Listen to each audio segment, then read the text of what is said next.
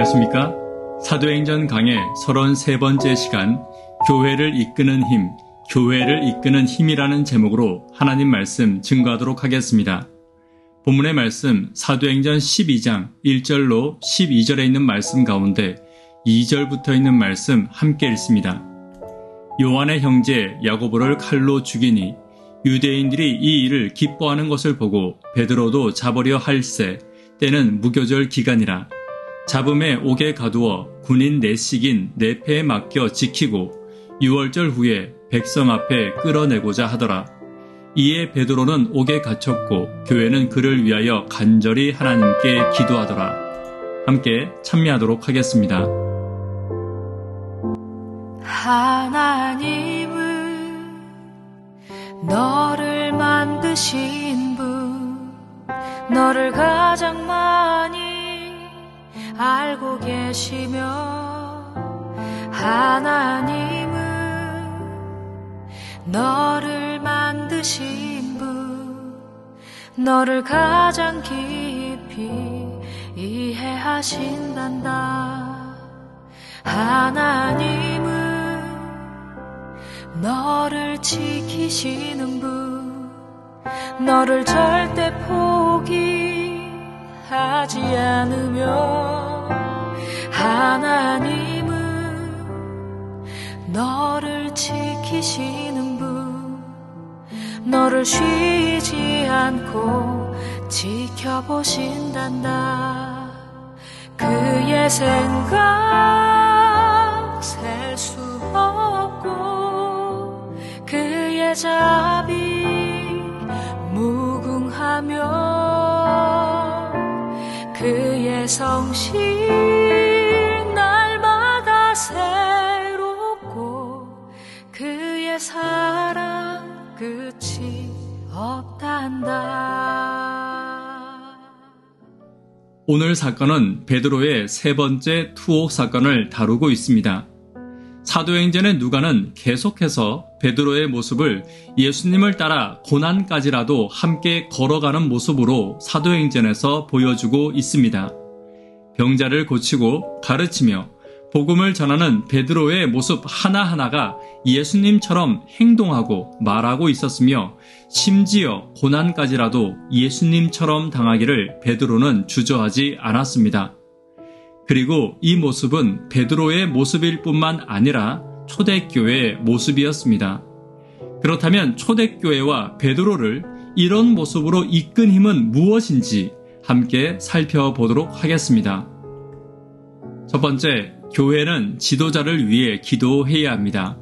5절입니다. 이에 베드로는 옥에 갇혔고 교회는 그를 위하여 간절히 하나님께 기도하더라. 성도들은 베드로의 위기를 교회의 위기로 감지했습니다. 교회의 지도자의 상실은 교회의 위기가 분명했고, 이미 야고보를 잃은 교회는 지도자의 중요성에 대해서 누구보다 잘 알고 있었습니다. 물론 교회의 머리는 하나님이십니다. 그러나 성도들과 함께 동력하며 이끌고 있는 지도자 또한 중요한 것입니다. 그러므로 교회는 교회의 지도자들을 위해 끊임없이 기도해야 합니다. 그들이 흔들리지 않기를 위해 기도하고 그들의 삶의 평안을 위해 기도해야 할 것입니다. 혹시 그들이 고난을 당하고 있다면 그 고난을 위해 반드시 기도해야 합니다. 초대교회가 강한 연합과 사랑의 끈으로 함께할 수 있었던 이유는 사도들의 지도력 때문이었고, 그 사도들을 위해 기도하는 성도들이 있었기 때문이라는 사실을 잊지 않는 저와 여러분 되기를 간절히 바랍니다. 두 번째, 기도는 사랑과 연합을 가져옵니다. 11절입니다.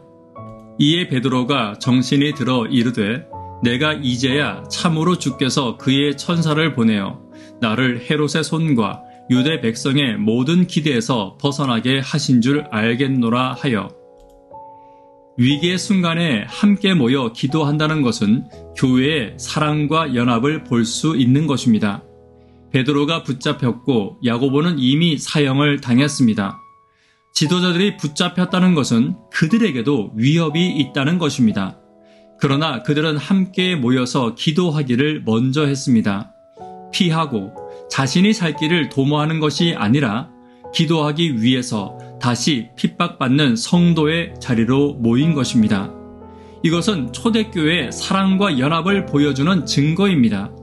바쁜 일상과 여러 핍박이 있을지라도 기도는 교회를 하나로 연합하게 하고 사랑을 지키는 가장 든든한 수단임을 결코 잊지 않아야 합니다. 그리고 11절에 보면 연합된 기도는 왕과 백성의 예상을 벗어난 기적을 일으키기에 충분했습니다. 오늘 연합된 기도가 교회의 가장 큰 기적을 일으키는 힘이라는 것을 결코 잊지 않아야 합니다.